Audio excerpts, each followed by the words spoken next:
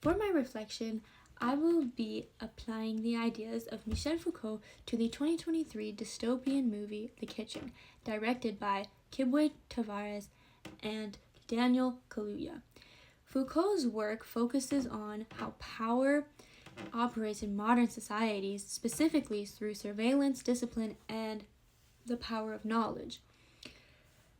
Foucault often emphasizes that modern power can be subtly portrayed and isn't always enforced by brute force or violence, but instead operating through systems of monitoring, institutions, social expectations that encourage individuals to regulate their own behavior.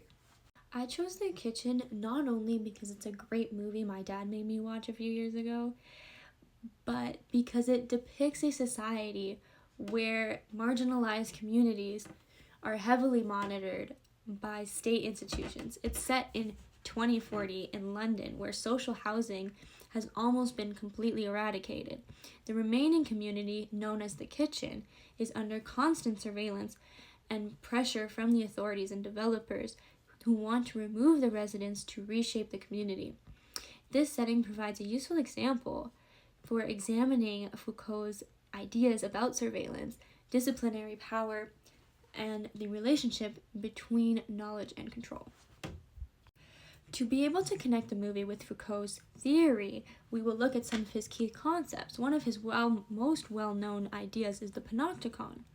It was originally a design for a prison where the prisoners are placed around the watchtower at the center. The idea was that the prisoners would be able to be watched at any time from this tower, and they wouldn't be able to know that they were being watched. This caused them to begin to regulate their own behavior. As Mann explained in our textbook, Foucault saw the panopticon as a metaphor for the disciplinary powers of contemporary institutions like the military, schools, prisons, and the clinic, all of which localize observations and graduate punishment with their claimed local bits of space and time through timetables. The correction of gestures, the enclosing and partitioning of space, the control of talk and sexuality, promotions and demotions, grades, rankings, and isolation. Mann, 2011. For Foucault, the panopticon was not only a prison but a representation of how power operates in modern society. As explained in Understanding Society, our textbook, further, by making the field of visibility infinite, panopticism caused people to police themselves. You never know if you're being watched, so you had better be good just in case. Foucault argues that the model of the panopticon slowly spread throughout all of society, having the great advantage of being a disciplinary machine that anyone can operate. Mann, 2011. The second key concept of Foucault's work is disciplinary power. Instead of simply punishing people once rules have been broken, modern institutions train individuals to behave in socially acceptable ways. Schools, workplaces, governments, and other institutions establish systems of rules, monitoring, and evaluation. Over time, people internalize these expectations and begin to control their own behavior without needing supervision. Foucault also argues that power and knowledge are deeply connected. As Mann explains, in other words, power creates settled social relationships. Part of this power-knowledge equation is biopower, the power over life and biopolitics, the ways the body is disciplined by regimes and of power and knowledge. Mann, 2011. Essentially, this means that institutions that produce and control knowledge shape how societies define what is and what isn't normal. To briefly summarize the film, The Kitchen takes place in a dystopian version of London where inequality has dramatically increased. Across the city, housing has been eliminated. The only remaining community is the Kitchen, which is made up of low-income and marginalized residents who have been excluded from the current economic system. Authorities want to remove the residents to redevelop the community and the land and are willing to take drastic measures to ensure they get what they want. Instead of immediately forcing residents out, they apply pressure through policing, monitoring, surveillance technologies, and economic policies, of course. The community lives under constant scrutiny, while the city around them is redesigned to benefit wealthier populations. Despite the pressure, the residents of the kitchen build strong social bonds and work together to maintain their community. This is a great film example for applying Foucault's theory because it shows how power can operate through surveillance, institutions, and control space. To apply Foucault's ideas to the film, the first major connection between Foucault and the film is surveillance. In the kitchen, authorities constantly monitor the residents and treat the community as a site that needs to be controlled, whether by police presence or drone cameras. There is a scene in the movie where the people are trying to catapult rocks at the drones as a sign of protest against the drones. Surveillance technologies and policing create an environment where residents are aware that they are being watched and judged. This reflects Foucault's idea that modern societies rely heavily on observation to regulate populations. The second connection relates to the panopticon. Even though residents of the kitchen are not literally in a prison, the environment resembles the panopticon system. The possibility of surveillance at all times influences how people behave, even when authorities are not physically present. The awareness that monitoring could occur encourages individuals to regulate their own actions, demonstrating how power can operate indirectly through the possibility of observation. The third connection involves disciplinary power. In the film, institutions such as government agencies and developers attempt to restructure the city in ways to exclude marginalized communities. Housing policies and redevelopment plans act as mechanisms that discipline populations. Instead of directly forcing the individuals to leave, authority creates conditions that pressure residents to relocate or conform. To attain this, they take away resources like water and food, electricity, forcing the residents to ambush supply trucks and steal the resources inside simply to survive or to give up like they want and just move. This reflects Foucault's argument that modern institutions shape behavior through systems of regulation rather than only through direct force.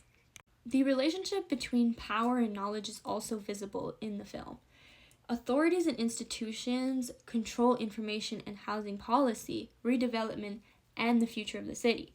Residents have little influence, if any, over these decisions. By controlling knowledge and decision-making processes, the powerful institutions maintain authority over marginalized communities. This reflects Foucault's claim that power and knowledge are deeply interconnected. Finally, the environment of the surveillance and discipline encourages self-regulation. Residents know that their actions are visible and that their community is under scrutiny. Because of this, individuals may adjust their behavior to avoid punishment or conflict with authorities. This demonstrates how power can be internalized, which is a central aspect of Foucault's theory. Moving on to the strengths of Foucault's theory. One strength of Foucault's theory is the powerful framework for understanding how modern societies maintain control without relying on physical force. In the context of the kitchen, Foucault's ideas help explain how surveillance institutions and policies shape the lives of marginalized communities. The theory also highlights the importance of examining how power operates in subtle ways. Instead of focusing on the only obvious forms of authority, Foucault encourages us to consider how everyday systems, such as housing policies, bureaucratic processes, and technological monitoring, can influence behavior. This perspective helps reveal forms of social control that might be overlooked otherwise. We've gone through all the strengths, but what are strengths without weaknesses? In the kitchen, the residents show resilience and solidarity as they attempt to maintain their community despite external pressures. For example, they operate a neighborhood radio station that communicates throughout the entire neighborhood, preaching positivity and the collective sense of mind, saying we rather than I. They also use a specific warning system by banging pots and pans together to alert others when the police are approaching. This film highlights how community focuses on the idea of the collective. And the sense of identity shows that people are not simply passive victims of power, and they can resist and adapt. Because of this, one can argue that Foucault's theory does not always fully account for the agency and the solidarity that individuals and communities demonstrate in real life. Other sociological perspectives, such as conflict theory or intersectional feminism, might offer additional insight into issues like economic inequality or racial dynamics in situations similar to those shown in the film. Despite these limitations and these weaknesses, Foucault's theory remains extremely useful for analyzing modern societies.